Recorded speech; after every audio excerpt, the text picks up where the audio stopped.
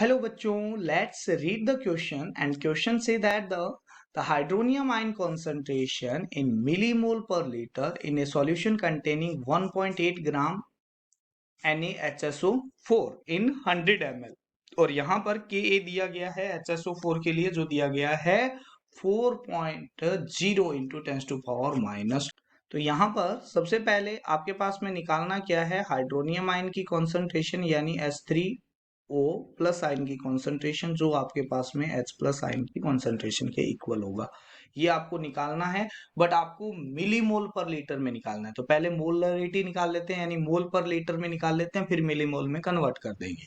ठीक है, अब यहाँ पर दिया हुआ क्या है, वेट ऑफ आपके पास में NaHSO4 दिया गया है, वो कितना दिया हुआ है 1.8 ग्राम दिया गया है। तो मोल्स ऑफ NaHSO4 निकाल लेते हैं, वो कितना आ जाएगा 1.8 ग्राम में अमाउंट, क्योंकि हमारे पास में ये पता है कि mole is equal to weight in gram divide by क्या होता है आपके पास में, वो होता है मोलर मास। मोलर मास, तो मोलर मास NaHSO4 का होता है 120।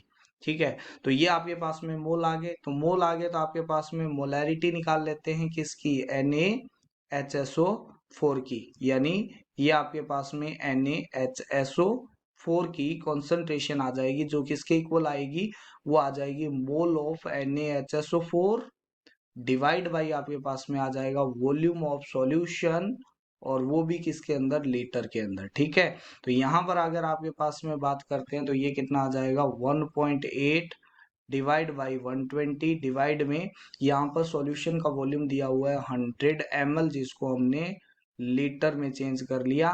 तो अब ये जो चीज आएगी वो कितनी आ जाएगी आपके पास में 0.15।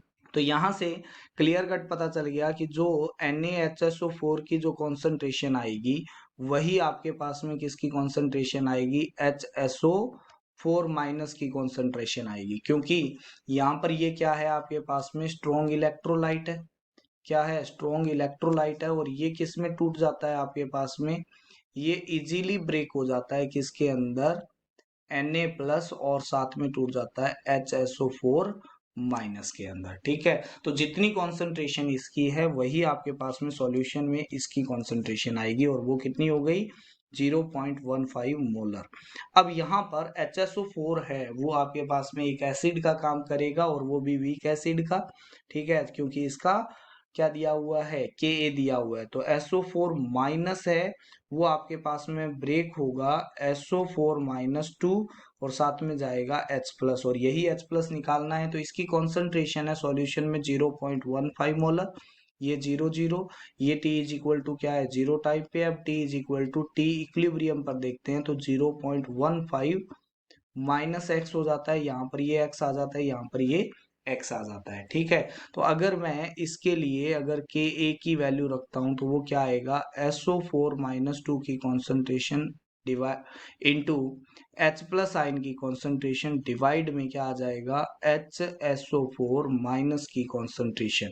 अब क्योंकि x यहाँ पर बहुत ही कम होगा, ठीक है, तो यहाँ पर ये वैल्यू इसके अंदर पुट कर सकते हैं। तो Ka की वैल्यू कितनी आ जाएगी, वो आ जाएगी 4 into 10 to power minus 2 is equal to, ये आ जाएगा x इंटू एक्स, और ये कितना आ जाएगा, ये आ जाएगा 0.15 माइनस क्या आ जाएगा, x आ जाएगा। ठीक है, तो यहाँ से अगर मैं सॉल्व करके x की वैल्यू निकालता हूँ तो x की वैल्यू आ जाएगी, वो आ जाएगी 6 into 10 to power minus 2 molar. ठीक है, और यहां से आपके पास में H प्लस आयन की कॉन्सेंट्रेशन निकल गई, क्योंकि यहां से आपके पास में, क्योंकि इसमें H प्लस आयन की कॉन्सेंट्रेशन यही है।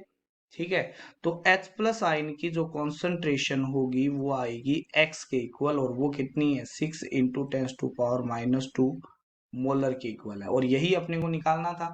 बट आपको मिली मोल्स में निकालना था, इसका मतलब क्या है 6 into 10 to power minus 2 moles of H plus ion in 1 litre solution.